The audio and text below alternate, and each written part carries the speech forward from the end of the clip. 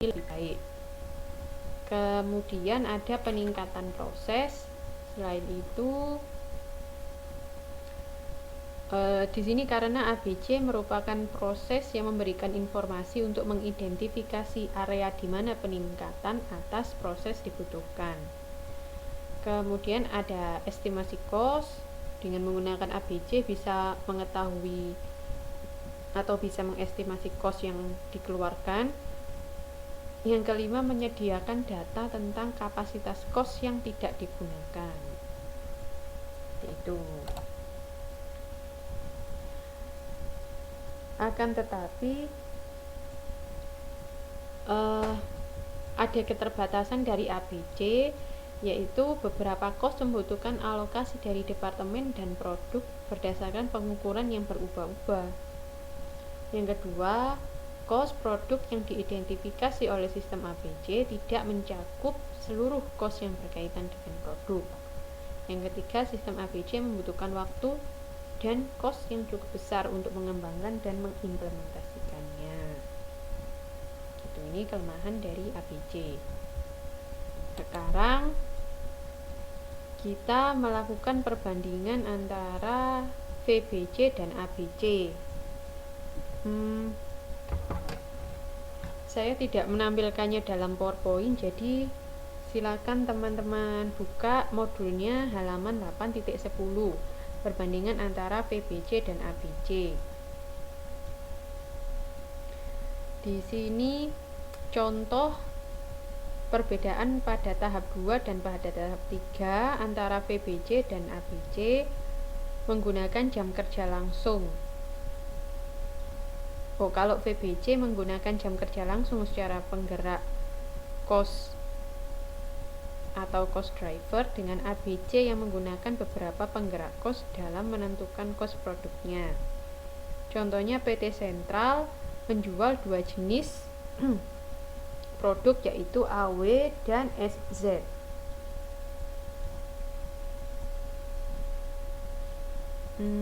Perusahaan mempunyai anggaran overhead pabrik sebesar 31 juta dengan dasar 200.000 jam. Data keduanya adalah sebagai berikut. Jadi di situ ada AW dan SZ masing-masing diketahui rinciannya. Kemudian untuk perhitungan dengan VBC, maka total overhead sama dengan 31 juta, jam kerja langsung 200.000, maka tarif overhead per jamnya adalah 155. Alokasi overhead pabrik ke setiap produk, total overhead yang dibebankan adalah 7.750, unit produksinya 10.000.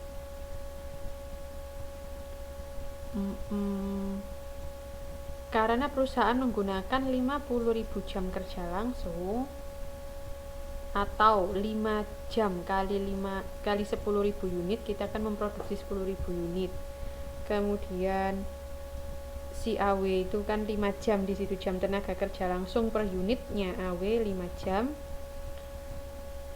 untuk memproduksi, maka total cost overhead pabrik AW adalah 7.750 dari 50.000 jam dikali 155, dan per unitnya adalah 775, yaitu 7.750 dibagi 10.000 unit, teman-teman, bukan 5.000 unit ya. Silakan dikoreksi. Di situ ada keterangan 775 dalam kurung 7.750.000 dibagi 10.000 unit. Oke. Sedangkan untuk SZ adalah 150 jam kerja langsung, yaitu dari 3,75 jam dikali unit produksinya, maunya memproduksi 40.000 unit, maka cost overheadnya sama dengan 23.250.000, yaitu dari 150.000 jam dikali 155. Per unitnya adalah 23250 dibagi 40.000 unit. Bentar, saya koreksi lagi. 581 itu. Seperti itu. Sehingga analisis laba per unit yang akan diperoleh jika menggunakan sistem VBC adalah harga jualnya 5.000 untuk AW. Kemudian cost utamanya 2.000. Terus overhead pabrik 775. Sama dengan maka labanya adalah 2.225. Ini secara kasarannya seperti itu kalau menggunakan VBC. Nah, kalau menggunakan ABC ada tambahan informasi, yaitu cost yang dianggarkan dan penggunaan aktivitas yang menjadi penggerak cost di dalam ABC. Kalau menggunakan, sebentar, yang VBC bisa dipahami ya, mengerti ya kalau VBC ya. Jadi kalau VBC nyari overhead per jam dulu. Tadi diketahuinya overhead per jamnya 155. Nah, 155 nanti di 155 ini overhead keseluruhan. Nanti dijadikan overheadnya produk A dan overheadnya produk B. Dari mana? Dari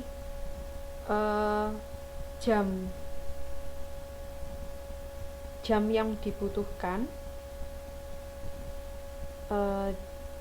jam kerja langsung masing-masing produk dikalikan dengan tarif overhead per jam menggunakan VBC. Nah, nanti totalnya dibagi unit yang diproduksi. Seperti itu. Oke. Nah, kalau kita menggunakan perhitungan dengan ABC, sebentar, saya cari gampangnya. Coba saya mencari gampangnya menghitung.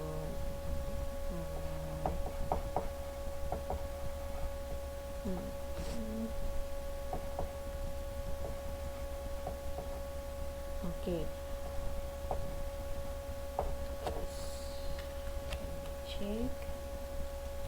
Nah, atau teman-teman, biar tidak bingung antara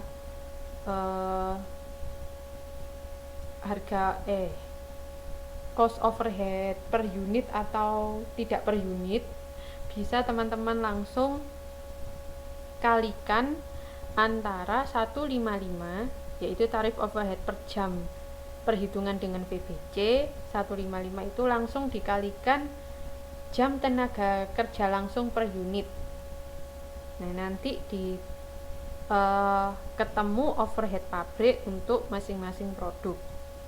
Kalau kita misalnya pertanyaannya disuruh nyari laba AW dan laba SZ, kan kita sudah diketahui dari situ. Kita tidak perlu menghitung alokasi overhead pabrik. Kita tidak perlu menghitung yang bagian kedua. Kalau misalnya waktunya sudah kepepet banget, teman-teman bisa skip atau bisa langsung menuju ke tabel terakhir itu. Harga jualnya berapa, cost utamanya berapa, overhead pabrik sama dengan 155 kali 5 jam untuk yang AW, dan untuk yang SZ 155 kali 3,75. 155 kali 3,75. Nah, nanti langsung ketemu 775 dan 581,25 sebagai overhead pabrik untuk masing-masing produk. Nah, itu nanti tinggal dijumlahkan saja dengan kos utama, kemudian selisihnya berapa, maka dia akan menjadi laba pada masing-masing produk. Gitu teman-teman, untuk cara singkatnya memperoleh overhead pabrik, cost overhead pabrik itu ya. Nah, sedangkan kalau perhitungan